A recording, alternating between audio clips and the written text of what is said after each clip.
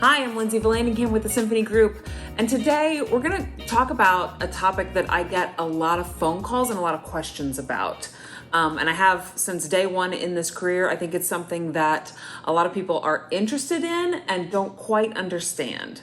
So today we're going to talk about rent to own. Some folks call it lease option, meaning like lease with the option to buy, contract for deed, and also lease purchase agreement. Those are the different terminology that we use for the rent to own, and they all mean exactly the same thing. So if you hear someone say lease option, or if you hear someone say contract for deed, all of that means essentially rent to own. That process has some pitfalls to it, and I want to make sure that everyone is clear about what exactly that looks like. It might be the best option for you, either as a homeowner or as someone looking to potentially enter into a lease with option to buy their new home. It can be a great option for both sides, but it has some pitfalls to it. So first and foremost, what does the structure look like for a rent to own? Essentially, a tenant in a home owned by a landlord signs up for a lease. It's the same type of lease that you would enter into any other time that you were going to rent the home. So the lease has all the standard lease terminology in it,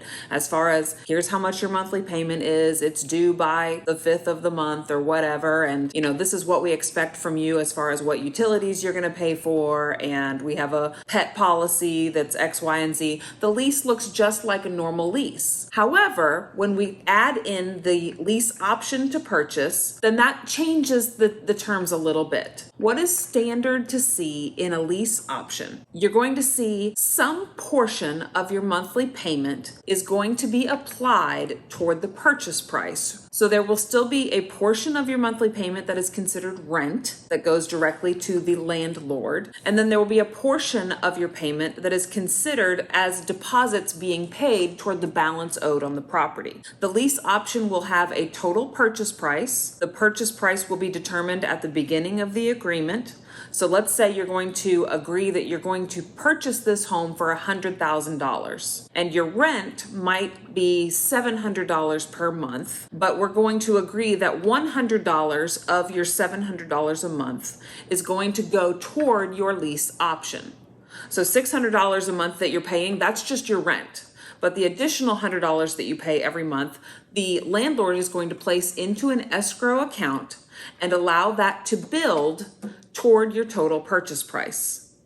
The lease option will also contain language that will say how long the terms are going to be and then what the purchase would look like from that point. So if you're just doing a lease option until you have enough, saved up to be a down payment, then you're going to be a mortgage. Or if you're going to do lease option for the entire time until you own the property outright, those are the terms that would be included in your lease option contract.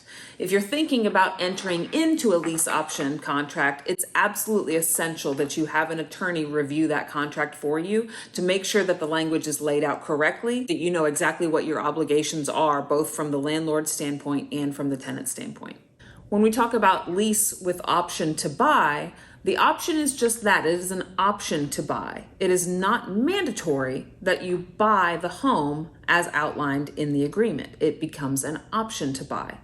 Here's the catch. If you are the tenant and you decide to enter into an agreement like this and you are paying, let's go back to our example, $100 per month as toward your purchase price, should you decide down the road that you no longer want to buy, the landlord is not obligated to return those funds to you. So you may have made all of these payments into this escrow account building toward your purchase price, and if you decide not to option the purchase of the home, the landlord does not have to return those funds back to you. One other difference between a lease option and a standard lease between a tenant and a landlord is that typically what you'll see in a lease option is that it's going to be the tenant's obligation to pay for repairs and make the repairs to the property. So in under terms when you might normally call your landlord because the furnace is out, in a lease option contract, that responsibility typically falls on the tenant because both parties see this as eventually this is going to be your home, you're the one taking care of it, and so that becomes the tenant's responsibility typically to make those repairs. However, other common lease terms like a pet policy would still be in effect in the same way that it would be in a standard lease. lease. If at any time the tenant violates the terms of the lease, then the landlord has the right to cancel the option altogether. And again, any monies paid toward that lease option do not have to be returned to the tenant. So this is the kind of thing when I say you need to talk to an attorney and have them review your contract, you, the tenant, need to make sure that your rights are as protected as possible and that you know exactly what you're signing up for. You want to make sure that you understand all of the terms of the lease in advance of signing that, because if at any time you accidentally even violate the lease and the landlord has grounds to dismiss you from the property, the option that you've been paying into is null and void at that point. Under agreements like this, the landlord, the homeowner, does carry the deed, and with that kind of all of the authority in this conversation. You want to make sure as a tenant, like I said, that you have an attorney review this document for you in advance of signing and making this agreement, because you want to know exactly what it is that you're agreeing to. You want to make sure that you fully inspect the property. You might even hire a home inspector to inspect the property in the same way that you would if you were purchasing the home outright. Ultimately, that is going to become your home, and the lease may even detail that you, the tenant, are responsible for making repairs. So you would want to know up front from a home inspector exactly what is going to be needed to be repaired, both in the immediate future and in the distant future, and so that you can get your expenses in order for that. So pros and cons to an agreement like this. The pros can exist on both sides, both for the tenant and for the landlord. For a tenant who truly doesn't have the ability to obtain a standard mortgage, either because of credit implications, down payment that you don't have, an option like this can allow you to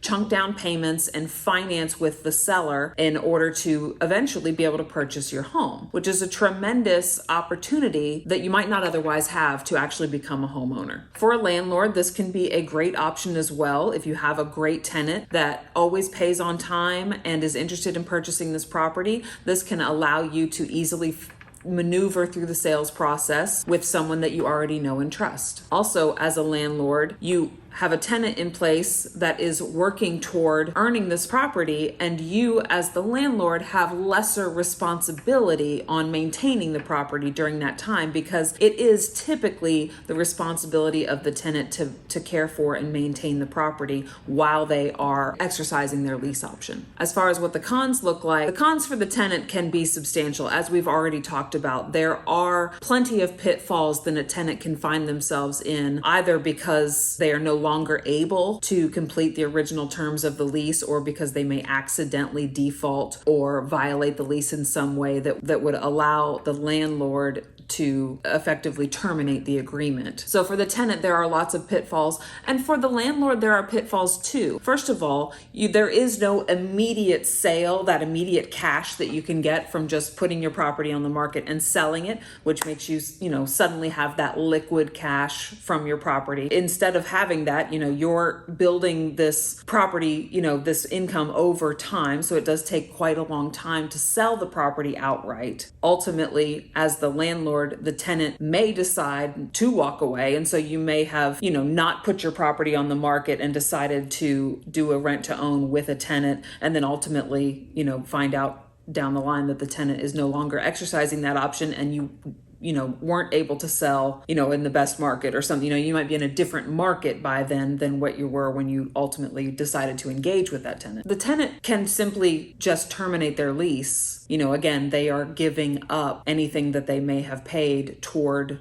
their principal on the property. But in the same way that you would terminate any lease, you can do so. There are only so many things that a landlord can do to force you to pay. You would have a deposit just like you had, and you may lose your deposit because you terminate a lease agreement, but ultimately that happens all the time anyway. The other downside maybe for a landlord is you as the landlord cannot back out on your end of the deal, right? So if the tenant is paying and following the law of the lease to the letter, then you can't suddenly change your mind as the landlord and say, never mind, I've decided I don't want to sell. Now, that's true with a sale at any time. Once you have a buyer under contract selling your property, you can't suddenly change your mind on them. So, this is something you just have to live with that decision a lot longer, and you have to be comfortable with the fact that you aren't able to, if a neighbor suddenly comes to you and says, hey, I'd like to buy your house and I'll pay you cash today, you can't switch gears on your tenant who's been paying, toward this lease option. You have to stick with the agreement that you've made.